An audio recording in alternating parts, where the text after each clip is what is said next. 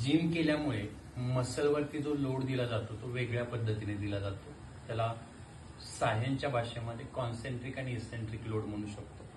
आणि त्याच्यामध्ये मायोफॅब्रिलची संख्या वाढते. मायोफॅब्रिल एक तुमच्या मसलचं एक छोटं स्ट्रक्चर असतं, त्याच्यावरती लोड येतो आणि त्यालाच आपण म्हणतो हायपरट्रॉफी, म्हणजे एखाद्या गोष्टीची साईज वाढणे, म्हणजे मसलची साईज वाढते आणि त्यामुळे तुमची ताकद वाढते. योगा ज्यावेळेला करता त्यावेळेला तुम्ही योगामध्ये सहसा होल्डिंग आसनच असतात. ओके, त्यावेळेला ते आसन करता त्यावेळेला ते मसल आयसोमेट्रिक कॉन्ट्रॅक्शन मध्ये जातात. आयसोमेट्रिक म्हणजे मी ज्यावेळेला हे बायसेपला फक्त होल्ड करून ठेवलेलं आहे, तर मसल फक्त एका होल्डिंग पोझिशन मध्ये आहे, प्लस त्याच्यामध्ये स्टॅटिक स्ट्रेचेस असतात. याच्यामुळे तुमचे जे मसल आहेत, मसलमधला जो फॅसी आहे, एक छोटासा लेअर असतो, त्याच्यावरती हळुवारपणे आणि सुसंगत असा ताण पडतो आणि त्यामुळे तुमची फ्लेक्झिबिलिटी आणि मोबिलिटी ही चांगली इम्प्रूव्ह होते आणि एक आयसोमॅट्रिकली जी ताकद आहे ती याच्यामध्ये वाढत असते.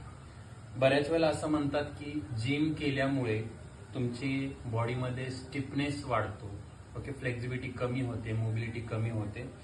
तर अशा वेळेला तुम्ही जर ह्या दोघांची सुसंगत ठेवून दोघंही व्यायाम तुमच्या फिटनेसच्या गोलमध्ये ऍड केले तर तुम्हाला न्यूरोमस्क्युलर अडॅप्टेशन चांगले होईल आणि याच्यामुळे तुमची ताकद, पॉवर असेल, बॅलन्स असेल, फ्लेक्झिबिलिटी असेल, ही चांगली इम्प्रूव्ह व्हायला मदत करते. दोन्ही तुम्ही तुमच्या एक्सरसाइज प्लॅनमध्ये ऍड करा, त्याचे फायदे होणार आहेत.